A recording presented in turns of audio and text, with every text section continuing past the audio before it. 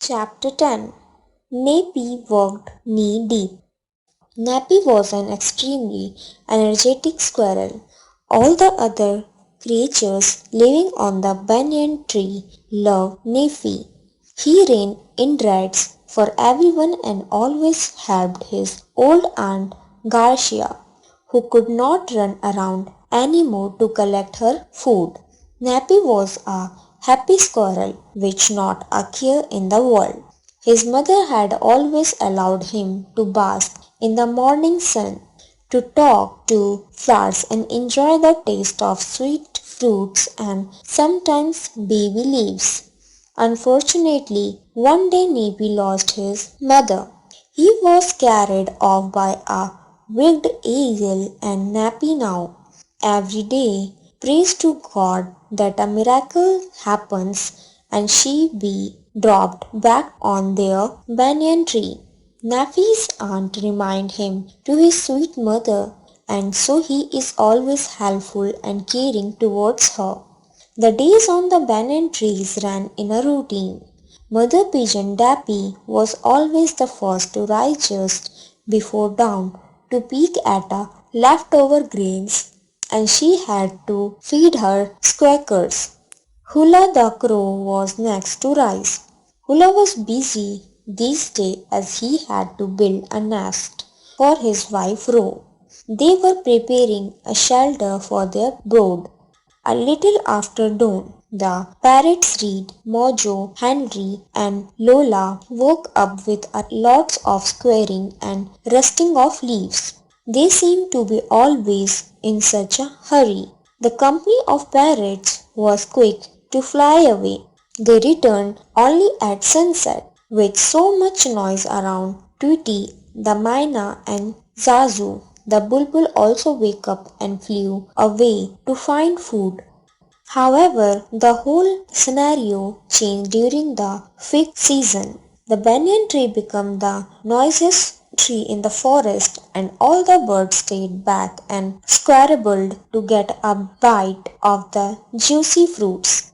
Naffy and his aunt were the last to wake up. Naffy loved to hear all the noise, the bustle and the squabbles from the big hole in the banyan tree where they had been staying for a long time.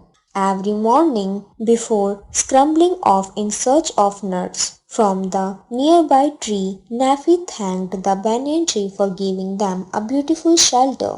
His favorite tree was the hazelnut tree from where he got his nut just before winter.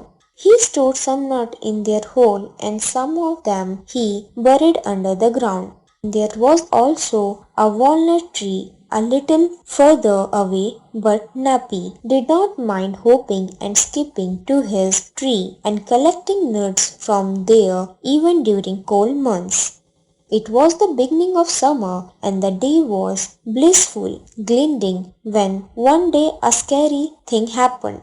A tigress with her 3 cubs came to make her home under the banyan tree. All the creatures living on the banyan tree became wary and a strange silence took over.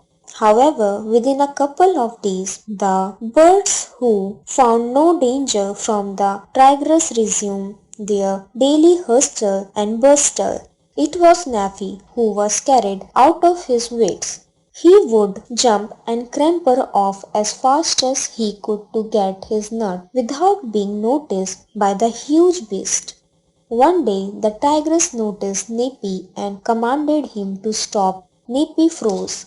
He went a little forward very slowly with baby steps. He expected to be pounced upon, but to his surprise the tigress has other plan for him. She wanted Nappy to collect nuts for her so that she would feed her cubs.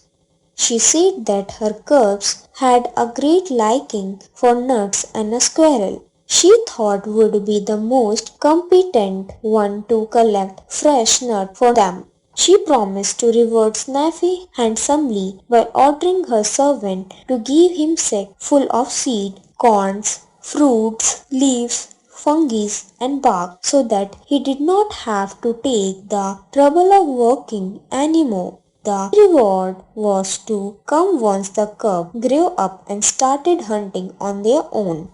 Nippy was really tempted. How nice and relaxing it would be if he could only laze away his time basking in the sun, meet his friends, provide his aunt good food and live his life like a king. He began to collect nuts with all his energy. He worked hard to find nuts and collect them, and sometimes he would sacrifice his own nuts and go hungry. Days passed by slowly and Nappy worked and worked.